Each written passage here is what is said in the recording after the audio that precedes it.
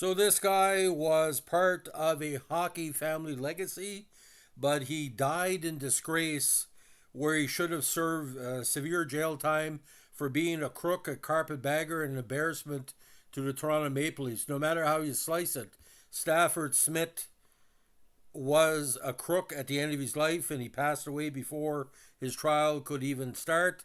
We're going to be talking about that, and the fact was he was part of that Harold Ballard twosome of terror that drove Leafs fans nuts because he was a disgrace to the franchise, just like Harold Ballard was. Now, Stafford Smythe, the son of Conn Smythe and president of Maple Leaf Guards, the Toronto Maple Leafs hockey team from 61, 69, and from 70 until his death, died at age 50 in disgrace. Now, the University of Toronto alum, played hockey for Upper Canada College and Runnymede Collegiate Institute in the 1930s and went to University of Toronto, where he graduated with an engineering degree. He played one season with the Varsity Blues men's hockey team. In the 41 season, he briefly played with the Marlies, managed by Harold Ballard, whom Smythe had known since he was a young boy. Now, when Smythe enlisted in the Royal Canadian Navy during World War II, he eventually survived, of course, and after the war became a partner in his father's gravel business. In the late 40s, he was hired as a coach of the Marlies by Ballard, the team president. Smythe was later promoted to managing director. Now, in March 57, he became chairman of a 7-person committee appointed by his father to run hockey operations for the Leafs. He had been a critic of assistant GM Ab Day, who had run the Leafs hockey operations from 50 to 57, while Conn Smythe retained the title of GM. Stafford accused Day of mismanaging younger players, especially those coming up from the Marlies, and of sticking with an outdated defensive style of hockey. Smythe's committee became known as the Silver Seven.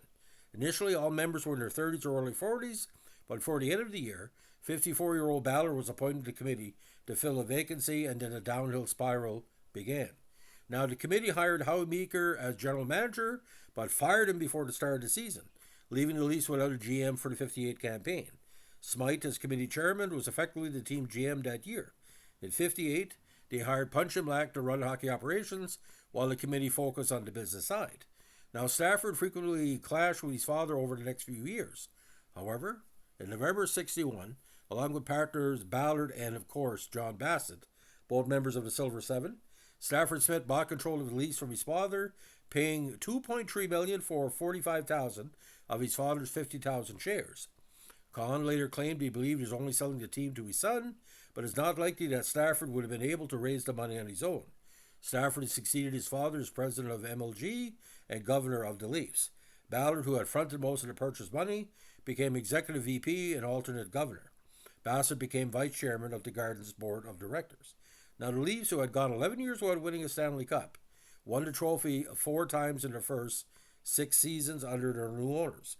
Profitability was increased through expanded seating capacity at MLG and the sale of advertising to sponsors throughout the building.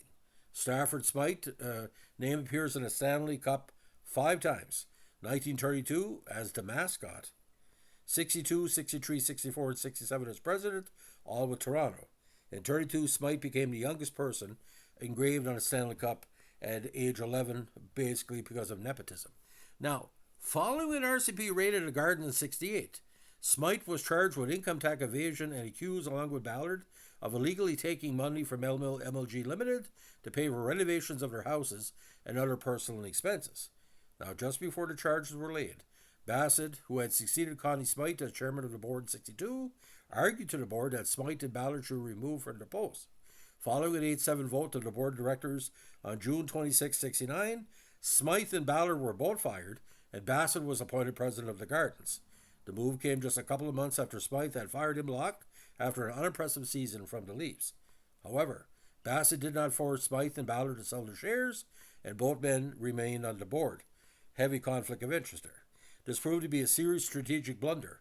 Smythe was the largest single shareholder in MLG, and he and Ballard controlled almost half the company stock between them. They were thus able to stage a proxy war and regain control of the board in 1970. Smythe was once again appointed president. Now, facing an untenable situation, Bassett sold his shares in the Gardens of Smythe and Ballard for $6,071,000.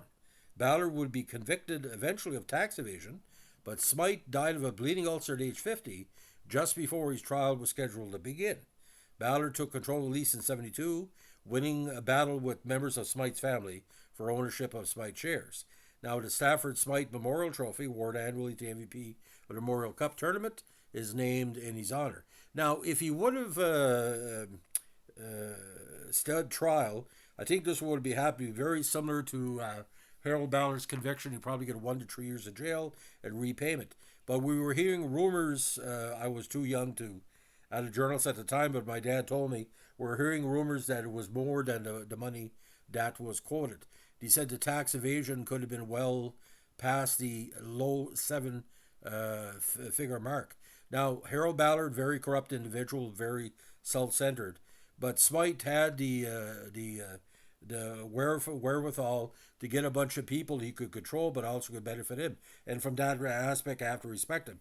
But he would just basically he was a person that was a crook, just like Harold Ballard. There's no other ways to say it.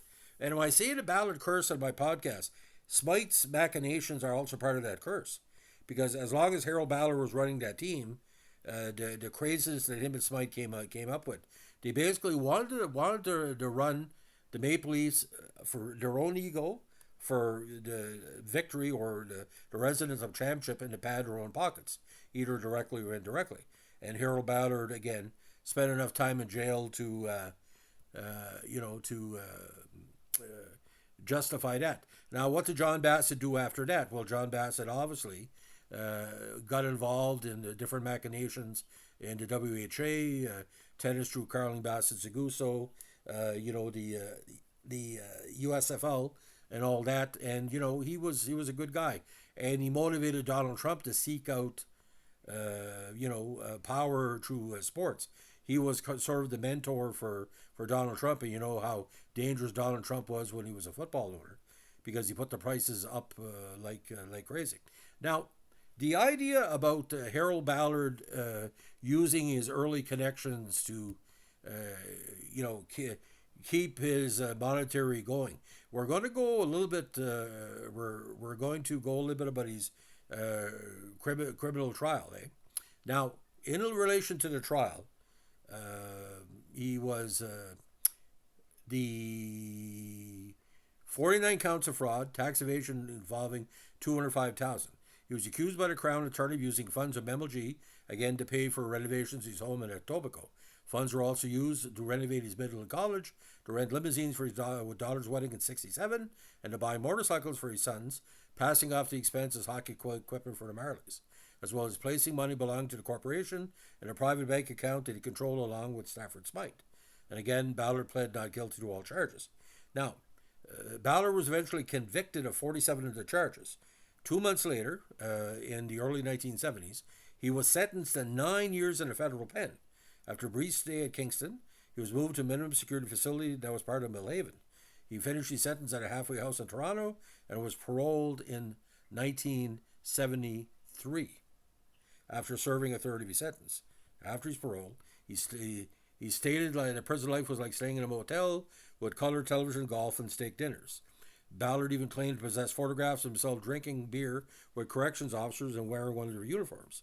Now, during the time Harold was in prison, his son Bill, more nepotism to family, managed MLG. So, at least in 2024, when Toronto loses in the playoffs, you can't blame Harold Ballard, only the curse of Harold Ballard. But you got to understand, you got 4 Stanley Cups by Toronto, and they were putting up with Ballard and Smythe running a team, but when it came out, they were stealing money. And how much was he stealing from the Beatles performing there, or the different rock acts and wrestlers and stuff? And the wrestling scandal that was part of. Some of the ring boys were being molested at MLG as part of Maple Leaf Wrestling.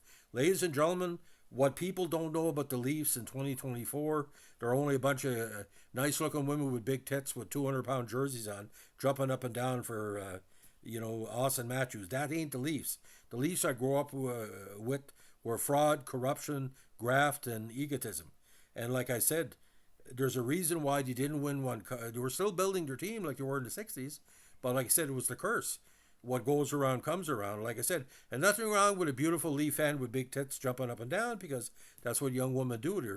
They're happy. You got a handsome man that's turning them on. But if you really knew what was going on in this modern Me Too and left wing or right wing cult. I mean, they wouldn't be doing that.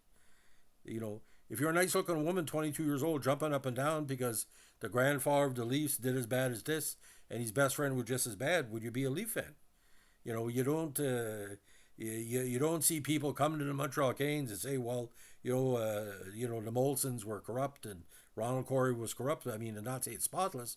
All the Montreal Canadiens people were drinkers because they're sponsored by a beer company. But there's no scandal like this with the Montreal Canadiens. So when people take it for the Maple Leafs, I asked them, what do you think about Stafford Smythe and Harold Ballard stealing millions from you people and making you look like idiots? Oh, I don't remember that. So that's in the past. It's not in the past. Yeah. If Al Capone, if your grandfather's Al Capone's grandson, let's say 6 generations, you're going to say, I'm embarrassed to be Al Capone's great great great grandson. I mean, wouldn't you say that? Anyway, that's the story of Stafford Smythe and Harold Ballard.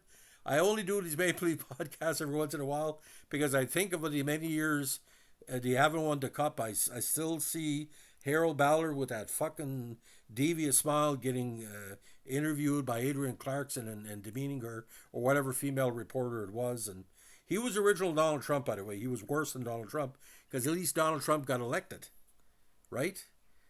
People didn't like Harold Ballard. With Trump, it's the same thing, but he liked Donald Trump. All the power to him. It's not my opinion if you like him or not. But Harold Ballard was 50 times worse than Trump because he was running a sports team that was a Canadian icon. He drove him into the fucking ground because he acted like a fucking gangster. That's what's going on. So, ladies and gentlemen, like what you're doing here with our vintage Toronto Maple Leaf podcast. Let us know what a like, comment, subscribe, or share. By the way, you know something? There's no censor on this channel. If I use profanity, that's just the way I talk, man. So it is what it is. If you don't like it, change your channel. Have a good one. Bye.